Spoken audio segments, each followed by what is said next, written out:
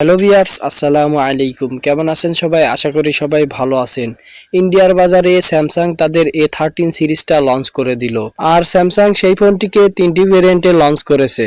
464 যার দাম রাখা হয়েছে 14,999 রুপি এবং 4128 যার দাম রাখা হয়েছে 15,999 রুপি এবং এর যে সবচেয়ে বেস্ট ভেরিয়েন্টটা রাখা হয়েছে 6128 সেটার দাম রাখা হয়েছে 17,499 রুপি। তো বন্ধুরা, এই ফোনটি বাংলাদেশের বাজারে কবে আসবে এবং এর দাম কত হতে পারে, তাছাড়াও এই ফোনটির ফুল ডিটেলস নিয়ে কথা বলবো আজকের এই ভিডিওতে। তো এখনো যারা আমার চ্যানেলটিকে সাবস্ক্রাইব করেননি প্লিজ সাবস্ক্রাইব করুন এবং পাশে থাকা বেল আইকনটি বাজিয়ে দিন।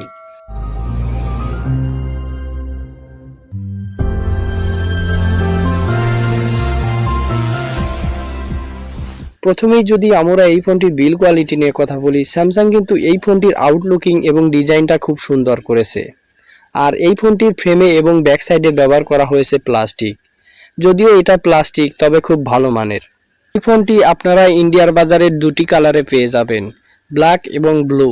এই ফোনটিতে আপনারা সব ধরনের পোর্টস অ্যান্ড বাটন পেয়ে যাচ্ছেন, যেমন ধরুন 3.9mm jack, USB type C port, volume rocker, আরও থাকছে পাওয়ার বাটন। আর পাওয়ার বাটনে ইউজ করা হয়েছে side mounted fingerprint sensor.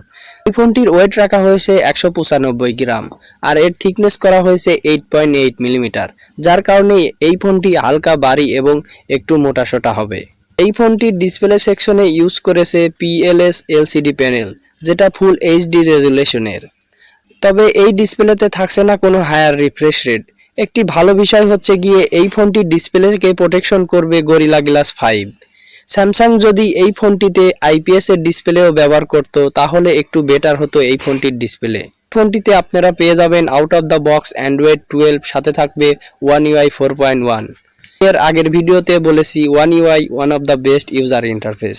Samsung তারা অনেক অপটিমাইজ করে এই One UIটা তৈরি করেছে, যার কারণে বেটার এক্সপিরিয়েন্স পাবেন আপনারা এই ফোনটি দ্বারা। এই ফোনটির প্রসেসর সেকশনে দেওয়া হয়েছে স্যামসাং এর নিজস্ব প্রসেসর Exynos 850, যেটা 8 ন্যানোমিটারে তৈরি করা একটি অক্টাকোর প্রসেসর। আর এই প্রসেসরটা কিন্তু অবশ্যই 4G প্রসেসর।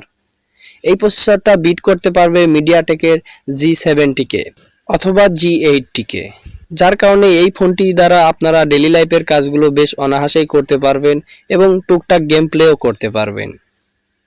এই ফোনটিতে থাকছে কোয়াড ক্যামেরা সেটআপ, যার মেইন ক্যামেরা থাকছে 50 মেগাপিক্সেল, আরও থাকছে 5 মেগাপিক্সেলের আল্ট্রা ওয়াইড ক্যামেরা, 2 মেগাপিক্সেলের ডেপথ ক্যামেরা এবং 2 মেগাপিক্সেলের ম্যাক্রো ক্যামেরা। এই ফোনটি দ্বারা আপনারা সর্বোচ্চ 1080pতে 30fps এ ভিডিও রেকর্ড করতে পারবেন।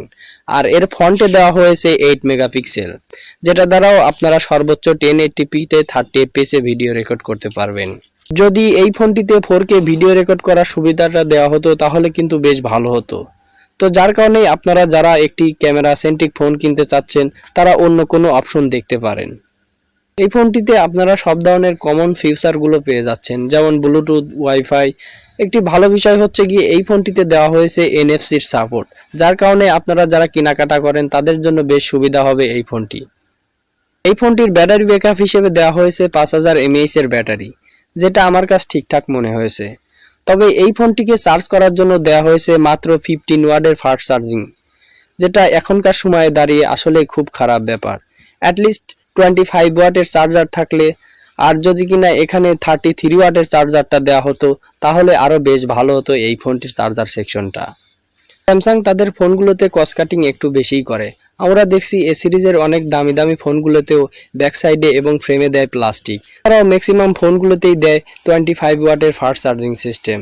স্যামসাং এর ব্র্যান্ড ভ্যালু থাকার কারণে তাদের ফোনগুলো আমাদেরকে অনেক বেশি টাকা দিয়ে কিনতে হয় এবং তাদের ফোনগুলোতেও কস্ট কাটিং বেশিই করা হয়। তো এবার গেল এই ফোনটির ভালো দিক এবং খারাপ দিক সম্পর্কে। এবার কথা বলবো এই ফোনটি বাংলাদেশের বাজারে কবে আসবে এবং এর দাম কত হতে পারে। তো ততক্ষণই এখনো যারা আমার চ্যানেলটিকে সাবস্ক্রাইব করেননি প্লিজ সাবস্ক্রাইব করুন এবং পাশে থাকা বেল আইকনটি বাজিয়ে দিন। আর অবশ্যই একটি করে লাইক দিতে কিন্তু ভুলবেন না। এই ফোনটি বাংলাদেশের বাজারে আসতে অবশ্যই 1 থেকে 1.5 মাস সময় লাগবে। আমরা দেখেছি ইন্ডিয়া লঞ্চ হওয়ার পরই যে কোনো ফোন বাংলাদেশে লঞ্চ হতে 1 থেকে 1.5 মাস সময় লাগে। তো সেক্ষেত্রেও এই ফোনটিও তার ব্যতিক্রম হবে না। এই ফোনটি বাংলাদেশের বাজারে আসলে আমরা 20 থেকে 21,000 টাকার মধ্যেই অফিসিয়ালি ভাবে পেয়ে যেতে পারি। স্যামসাং চাইলে এই ফোনটি এর কমেও লঞ্চ করতে পারে, আর বেশি দামেও লঞ্চ করতে পারে, সেক্ষেত্রে অবশ্যই দামটা ওঠানামা করতে পারে। তো বন্ধুরা, আজকের ভিডিও এ পর্যন্তই। দেখা হবে অন্য কোনো ভিডিওতে, কথা হবে অন্য কোনো ফোনের বিষয় নিয়ে।